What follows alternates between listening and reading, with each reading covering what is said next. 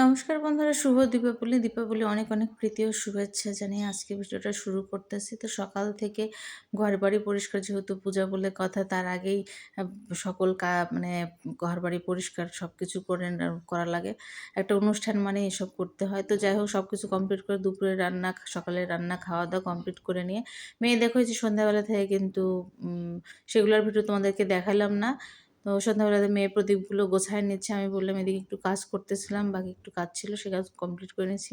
ঘরবাড়ি যে দেখতে পাচ্ছ সব কিছু পরিষ্কার করে নিয়েছি, কারণ সকালবেলা একটু সকালের দিকে আমিষ রান্না হয়েছিল, সেই কারণে আর কি সব কিছু পরিষ্কার করে গোছায় নিলাম। আর এই যে দেখতে পাচ্ছ ভাই বোন বসে রয়েছে, ওরা করে ঝাড়বাতিগুলো নিয়ে এসছে। আমি আবার একটু স্নানও করে নিলাম, কাজগুলো যেগুলো বাকি ছিল সেগুলো কমপ্লিট করে নিয়ে স্নান করে নিলে এই শাড়িটা পরে নিলাম, কারণ শাড়ি পরেই প্রদীপ জ্বালাবো, শাড়ি তো তখন পরাই হয় না। আর এদিকে দেখো শাশুড়ি ময়ান দিচ্ছে, আর ননদ যে সবজিটা কেটে নিচ্ছে, এগুলো রান্না করব। আমি আগে প্রদীপ জ্বালিয়ে নিই, তারপরে তোমার দাদা ওই যে বাবু বসে রয়েছে সবাই। আর এদিকে আমি স্নানটা করে আসলাম। তো বললাম এগুলো দেখানোর জন্য, ওরা একটু বসে বসে ময়ামদের রেডি করে রাখলে আমার পরবর্তীতেই হয়। তো আমি আগে প্রদীপ জ্বালানোর আগে ভাবতেছি একটু আলতা, কালী পূজায় একটু আলতা না পড়লে হয়, তো একটু আলতা পরে নিলাম। ওরাও পড়বে, তো ওরাও ফ্রেশ হতে বললাম। আর এই যে বুড়ি দেখুন এর মেহেদি দিয়েছে, সেটা আবার একটু দেখাইতেছে ননদের মেয়ে। তো আলতা দিয়ে দিলাম, ও দিলাম। অনেক দুঃখের বিষয়, আমার নখটা মানে পায়ের নখ একটা ভেঙে গেছে, সেই কারণে একটা নখ ছোট হয়ে রয়েছে। তো কিচ্ছু করার নাই, তো সেটাই ওকে দিচ্ছিলাম। অত সুন্দর করে আমি আলতা দিতে পারি না, যতটুকু যা পারি তাই দিই। আমি অনেক কমই আলতা দিয়েছি। আগে তো দেওয়া পড়তো, মা দেখতাম যে প্রতিটা কালী পূজায়, লক্ষ্মী পূজা, কালী পূজা, সব পূজাতেই আলতা দিত। এখন তো আর যেহেতু বাড়িতে না, আমি আগে দিতাম না, এখন দিলাম। তো যাই হোক, এখন চলে আসলাম, একটু একটু সামান্য রেডি হয়ে নিলাম, হালকা পাতলা রেডি হয়ে নিয়ে চলে আসলাম একটু প্রদীপ জ্বালানোর জন্য। ঘরে তো আগে জ্বালিয়ে দিয়েছি, আর দামোদরের প্রদীপও দেওয়া কমপ্লিট। এখন আগে প্রত্যেকটা জায়গায় দিয়ে দিচ্ছি, যেহেতু গ্যাসের এই পাশে দিলাম, রান্নাঘরে একটা প্রদীপ দিব এবং প্রত্যেকটা ঘরে ঘরেই দিব। তো এখানে দিয়ে দিলাম, আর যাবো অন্যান্য ঘরগুলোতেও দেওয়ার জন্য। তো চলে আসলাম, এই তো এই ঘরের প্রতিটা ঘরেই দেব। আর বাড়িতে থাকলে কালী পূজা বলো, যে কোনো অনুষ্ঠান বলো, একা একা ভালো লাগে না। তারপরে এরা আসছিল, বেশ একরকম ভালো লাগতেছে মোটামুটি। কিন্তু এই যে দেখো তোমার দাদা শুয়ে রয়েছে, ও প্রদীপ দিবে, ওটা দেওয়া হয় নাই। তো এখন আমি এই জায়গাতে একটু দিয়ে নেব, তুলসী তলাতেও দিয়ে দিয়ে নেব। আর তুলসী তলা বলতে এই যে দেখতেই পাচ্ছ দামোদরের বাতিগুলো কিন্তু আগেই দেওয়া হয়েছে। আর এই যে তারপরে বাতি দিচ্ছি, এইটা এইখানে ব্যালকনিতে সাজানোর ইচ্ছা ছিল, কিন্তু আজকে আবার এত বাতাস হচ্ছে, মোমবাতি যতবার দিতে চাচ্ছিলাম ততবারই মোমবাতি নিভে যাচ্ছিলো। তো আর এখানে একটা প্রদীপ জ্বালালাম, এখানে থাকলো, এই ঘরেরটা এখানে দিলাম। আর এই যে বাড়ির গেটের সামনেও কিন্তু একটা প্রদীপ দিয়ে দিলাম, একদম মেন দরজার কাছে। তো দেওয়ার পরে চলে আসলাম আবার এখানে যে ঠাকুর ঘরটা হবে সেখানটা একটু প্রদীপ দিয়ে দিলাম। আর এখানে আসলাম ব্যালকনিতে জ্বালানোর জন্য। এই যে দেখতে পাচ্ছ খালি নিভে নিভে যাচ্ছে বাতাসে। আজকে আবার অনেক বাতাস হচ্ছে, কিন্তু ওই যে যেটা মাটির যেটা ছিল সেটা কিন্তু নিভে নিভে নাই। মানে মোম নিভে যাচ্ছে, কারণ ওখানে তেল দেওয়া ছিল বোধহয়, সেটা নিভে নেই, যে দেখতে পাচ্ছ নিভে নিভে যাচ্ছে। তো যাই হোক, কিছুক্ষণ চেষ্টা করলাম, আরও সময় নাই, কারণ যেতে হবে মন্দিরে।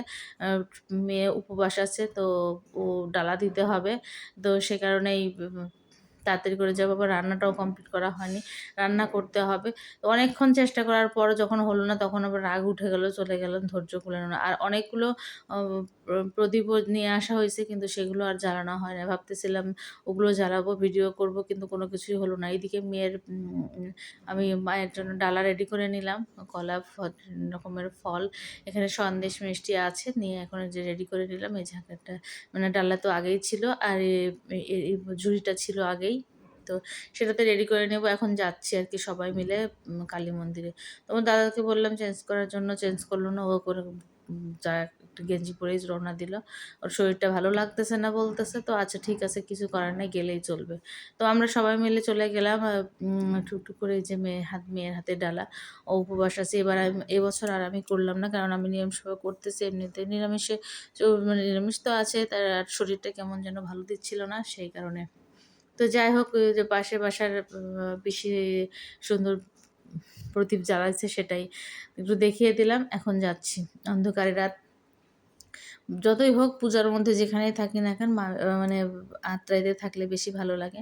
আত্রাইয়ের পূজায় যে আনন্দটা পাই তেমন কোনো জাঁকজমকভাবে পূজা হয় না, ঘরোয়াভাবেই মোটামুটি পূজা হয়। কিন্তু তারপরেও ওই পূজাতে একটু বেশি আনন্দ লাগে। রাত্রেবেলা একটু ঘোরার জায়গায় গিয়ে জায়গায়, জায়গায় নদীর ধার বিভিন্ন জায়গায় প্রদীপ দেওয়া, ওটার মধ্যে একটা আলাদা আনন্দ, আলাদা শান্তি, যা শহরে কখনোই পাওয়া যায় না। শহরে তো কেমন যেন মানে কৃত্রিম একটা ব্যাপার। সাজুগুজু করে গেলাম, মন্দিরে গেলাম, একটু প্রণাম করলাম, চলে আসলাম। এই ব্যাপারটা। কিন্তু গ্রামের বাড়ির ব্যাপারটা হচ্ছে আলাদা, আলাদা। যাই করি না কেন সুন্দর মতো মন্দিরে বসে থাকলেই শান্তি লাগে। তো যাচ্ছি সবাই মিলে ননদ, ননদের ছেলে, ননদের মেয়ে, শাশুড়ি, মেয়ে, আমার মেয়ে আর তোমাদের দাদা, এই নিয়েই আরকি। সবাই মিলে মন্দিরে যাচ্ছি, চলে আসলাম মায়ের মন্দিরে। তো মায়ের মন্দির দেখো কত সুন্দর করে সাজিয়েছে। মায়ের পূজা বলে কথা। তো সবাই অনেক, অনেক প্রদীপ, মোমবাতি যে যেমন করে পারতেছে সেভাবে করে নিয়ে আসছে। আমার তো ভুল হয়ে গেছে যে সবাই ঝাড়বাতি সুন্দর মতো জ্বালাতেছিল। এগুলো তো আর জ্বালানোই হয় না। কারণ আমি বলে দিই মাঝে, কিন্তু এসব করে বাসায় গিয়ে রান্নাবাড়ি করার পর কিন্তু আমি হঠাৎ অসুস্থ হয়ে গিয়েছিলাম। না ভিডিও করতে পারছি, না আমি রাত্রে খাওয়া-দাওয়া করছি, না মানে প্রদীপগুলো জ্বালানো হইছে। কোনো কিছুই করা হয় না। হঠাৎ করে অসুস্থ হওয়ার কারণে সব কার্যক্রম বন্ধ হয়ে গেছে। মানে রান্না করতে, করতে হঠাৎ করে অসুস্থ হয়ে গিয়েছিলাম। তো তো দেখো এই যে মেয়ে জ্বালিয়ে দিচ্ছে এখানে শিব মন্দির, কালী মন্দির, তারপরে হরি মন্দির সবই আছে। গোবিন্দ মন্দির, পঞ্চতত্ত্ব সব মন্দিরই আছে, কিন্তু আ মানে সেগুলো তো তোমরা তো দেখেছো, কারণ কালীতলা আমি তোমাদেরকে অনেকবার দেখিয়েছি। আমার ভিডিওতে যারা দেখছো, আগে থেকে যারা ভিডিও দেখো তারা তো অবশ্যই জানবা যে আমি কালীতলার আসলেই সেই ভিডিওটা করার চেষ্টা করি। তো দেখো সবাই অনেক লোকজন, আর তুলনামূলকভাবে এখন একটু লোক কম আছে, কিন্তু সন্ধ্যা থেকে আরও লোকজন ছিল। এখন প্রায় বাজে 11:30, সরি 10:30 হবে আনুমানিক। তো কারণ আমার বাসায় যে পৌঁছাতে কিন্তু 11টা বেজে গিয়েছে। কারণ এখানে বেশিক্ষণ ওয়েট করি নাই। প্রদীপগুলো জ্বালানো হয়েছে, মানে মোমবাতি জ্বালানো হয়েছে। প্রণাম করছি, ডালা দিয়েছি। আর এই যে দেখো তো রইছে আর এই যে ছোট্ট বাবু ভিডিওর মধ্যেই নিলাম। তো যাই হোক, ও সুন্দর মতো হাই দিচ্ছে, সেটা একটু দেখো। তো এই তো অবস্থা। তখন দেখো কালী মন্দির, শিব মন্দির, এটা হচ্ছে শিব মন্দির। তো এই মন্দিরেও আমরা গেলাম। যাওয়ার পরে ওখান থেকে আ মানে প্রদীপ দিলাম। এই যে যখন ননদও কিন্তু মোমবাতি জ্বালাচ্ছে, প্রদীপ তো না আসলে উম মোম দেওয়া হচ্ছে। তো যাই হোক সবাই মিলে দিয়ে এখন চলে যাব কিন্তু বাড়িতে। বাড়িতে গিয়ে করতে হবে রান্নাবাড়ি। আর বেশিক্ষণ দেরি করব না। অনেকটা সময় কিন্তু ভেবেছিলাম কিছুক্ষণ দাঁড়াই, ছবি-টবি উঠাই। অল্প কিছু ছবি উঠানো হইছে, কিন্তু খুব বেশি করা হয়নি। তো এখন বের বের হয়ে যাব। তো যাওয়ার আগে একটু লাস্টবার তোমাকে একটু মানে ঘুরিয়ে দেখিয়ে দিচ্ছি। মানে একদম বাইরে চলে আসছি কিন্তু মন্দিরের। এখনও পর্যন্ত একদম গেটের কাছে চলে আসছি। এখন কিন্তু চলে যাব। তো এই তো যাওয়ার সময় একটু লাস্টবার একটু তোমাদেরকে মন্দিরটা একটু ঘুরিয়ে, ঘুরিয়ে দেখিয়ে দিই হালকা পাতলা।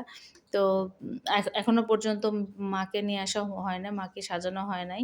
তো এখানে হচ্ছে কাঠাম দিয়েই পূজা হয়।